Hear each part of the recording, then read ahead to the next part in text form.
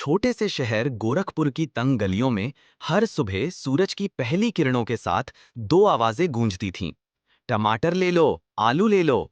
और उसके कुछ ही देर बाद रिक्शे की घंटी की टुन टुन। पहली आवाज थी रामलाल की, जो सब्जी का ठेला चलाते थे। और दूसरी आवाज थी शरीफ मियाँ की, जो दिन भर रिक्शा चलाकर अपने परिवार का पेट पालते थे।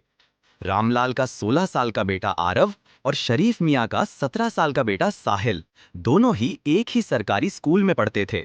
दिन में साथ पढ़ते और रात को छत पर बैठकर साथ सपने देखते थे। आरव का सपना था आईआईटी और साहिल का सपना था आईएएस। दोनों जानते थे कि ये सपने उनके जैसे लड़कों के लिए बहुत बड़े हैं। ना कोचिंग के पैसे, ना किताबें, ना गाइडेंस, लेकिन आंखों में जो चमक थी वो अमीर बच्चों से कहीं ज्यादा थी। एक दिन स्कूल में अनाउंसमेंट हुआ कि शहर के कोने में एक एनजीओ द्वारा फ्री आईआईटी और यूपीएससी की कोचिंग दी जा रही है। बस एक एंट्रेंस टेस्ट पास करना होगा। आरव और साहिल दोनों की आंखों में उम्मीद की एक नई रोशनी जगी। लेकिन घर लौटने पर दोनों को अलग अलग संघर्षों से गुजरना पड़ा। रामलाल बोले, बेटा तू सुबह ठेला नहीं लगाएगा तो काम कैसे चलेगा। शरीफ मियाँ बोले, साहिल किताबें बहुत महंगी हैं, हम अफोर्ड नहीं कर सकते। दोनों लड़कों ने कुछ नहीं कहा, लेकिन उन्होंने ठान लिया, हार नहीं मानेंगे। स्कूल में नई मैथ्स टीचर अनुष्का मैम ने आरव का टैलेंट देखा और कहा, मैं तुम्हें गाइड करूंगी। वहीं हिस्ट्री टीचर नकवी सर ने साहिल की आंखों में जुनून देखा और बोले, तू पढ़, बाकी मैं देख लूंगा। अब हर शाम लाइब्रेरी में दो चेहरे बैठते, एक इंजीनियर बनने का सपना लिए, दूसरा अफसर बनने का। लकड़ी की बेंच, पुरानी किताबें, थके शरीर, लेकिन कभी ना हार मानने वाला मन। 3 महीने बाद रिजल्ट आया। आरव आईआईटी की फ्री कोचिंग में सिलेक्ट और साहिल यूपीएससी फाउंडेशन बैच में शामिल। फिर शुरू हुआ असली संघर्ष। आईआईटी की कोचिंग में आरव सबसे चुप रहता। बाकी लड़कों के पास लैपटॉप और स्मार्टफोन थे, उसके पास सिर्फ झोला और माँ की बनाई रोटियां।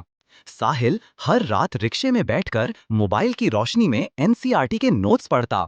दोनों कई बार टूटते, लेकिन एक दूसरे की दोस्ती उन्हें फिर जोड़ देती। एक रात साहिल बोला, अगर हम जैसे नहीं करेंगे तो गली के बच्चों को कौन यकीन दिलाएगा कि वो कर सकते हैं। आरव मुस्कुराया, सही कहा दोस्त, अब हारने का हक नहीं है हमारे पास। आईआईटी जेई और यूपीएससी प्रीलिम्स दोनों एग्जाम साथ ही आए। रातों की नींदें, 2 सालों की तपस्या और दिन रात की मेहनत सब दांव पर थीं। जब रिजल्ट आया, आरव को आईआईटी बॉम्बे मिला, एआर 432। साहिल यूपीएससी में सिलेक्ट हुआ, एआर 92 आईएएस। पूरा गोरखपुर झूम उठा। मोहल्ले की दीवारों पर पोस्टर लग गए, सब्जी वाले का बेटा अब इंजीनियर है, रिक्शा वाले का बेटा अब अफसर है। 4 साल बाद आरव एक टॉप टेक कंपनी में जॉब करने के बाद वापस लौटा और गोरखपुर में फ्री कोचिंग सेंटर खोला। वहीं साहिल अपनी पहली पोस्टिंग के बाद गांव लौटकर सरकारी स्कूलों की हालत सुधारने में लग गया। अब दोनों दोस्त जब मोहल्ले में साथ चलते हैं तो बच्चे पीछे पीछे दौड़ते हैं। आरव सर, साहिल भैया। हर नए बैच को आरव कहता, मैं ठेले वाले का बेटा हूं, और साहिल जोड़ता, मैं रिक्शा वाले का बेटा हूं। अगर हम कर सकते हैं तो तुम भी कर सकते हो। सपनों की कोई जात, मजहब या हैसियत नहीं होती, बस मेहनत सच्ची होनी